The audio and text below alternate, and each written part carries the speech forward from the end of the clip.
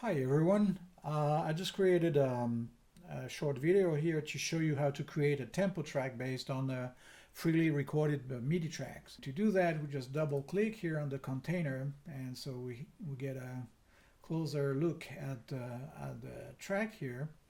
And again, as you can see, the first notes in the first chord start after the first beat here, and I'm sorry, the second bar here, and so we want to change that. So to do that, we just type Command A or Control A if you're using Windows, and then here we just type the place where we want all this to start. So it will be 1.1.1.0, and bim, as you can see, everything has been shifted to the left. The durations have not changed, the relative positions of the notes haven't changed. It's just that everything starts, at beat 1 of bar 1. If you want to start at bar 2, you can do the same thing and just type 2110 here instead of 1110. So now, as you can clearly see, for instance, this the first four chords here should be on beats, and they're clearly, completely offset here. And actually, if I have a look at the score, it's a big mess. Okay, so we want to change that, and to do that, we need to use a tempo track. So what we do here is we right click on the list of tracks here, and then click Add Track, Tempo. Okay, so here is our tempo track. Put it on the top here. But also what we need to do is to go back to our MIDI track and click on the time-based icon here, so that it displays a clock here, and that clock means that you're in linear mode now. And what that means is that all the changes I'm going to do in the tempo track will be reflected on that particular MIDI track here. And so let's see how that happens. So what I do, I just select that and drag it down, and if you have a look at the bottom here, you can see that the positions of the notes do not change. However, I have changed where the bars and beats are displayed. I'm going to add one even here in the tempo track, and then I want this chord here, these three notes here, to start on the third bar. Okay, so on the third bar, I'm going to move here. Okay, so now I have all these six first chords here, which are good. This one should be on 4. Here you go. And so this one should be on 4-3. Something like that. And if you play it, you can visualize, while it's playing, the MIDI notes here and the score here. So let's do that.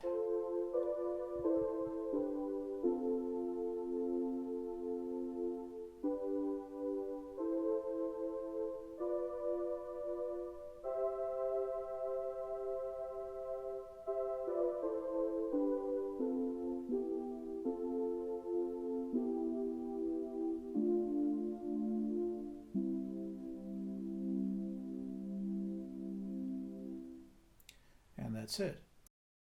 Okay, so let's have a look at another method here to synchronize different tracks and also prepare for a score sheet. The way I recorded it is like this, okay?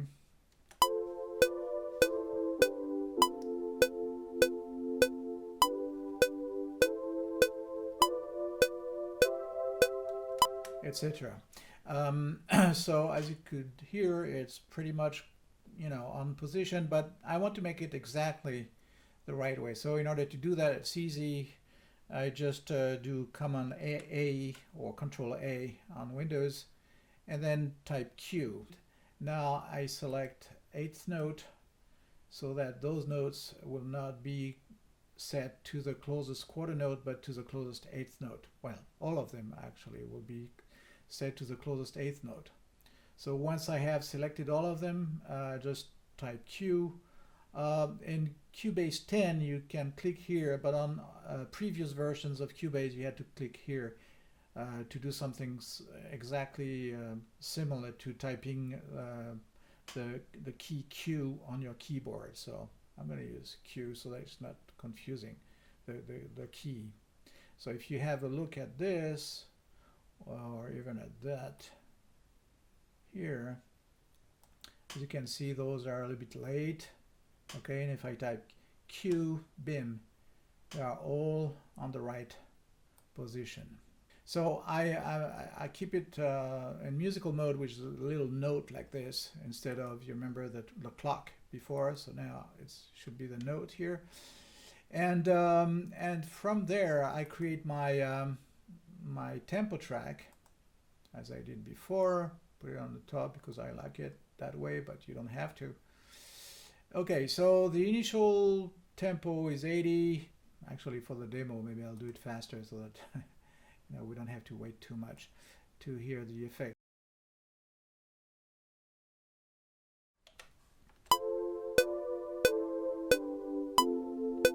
Okay, that sounds good. I want a retardando here, and therefore I want those notes to, you know, take longer to be played. And to do that, I can see we start here at bar 3, so I'm going to add an event here, and then I'm going to say from 3 to 5, I'm going to slow down things. And as you can see, now not only the tempo lines, you know, the bars and beats are expanded a little bit like this, but all the notes are following that. And therefore, as you can see, they will last longer as we progress.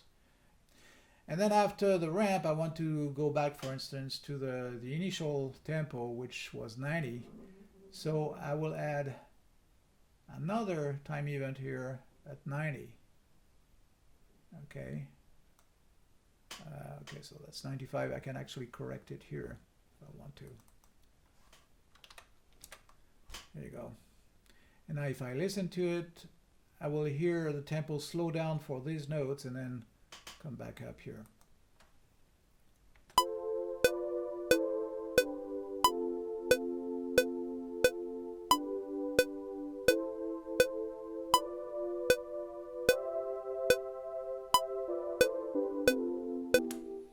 Etc.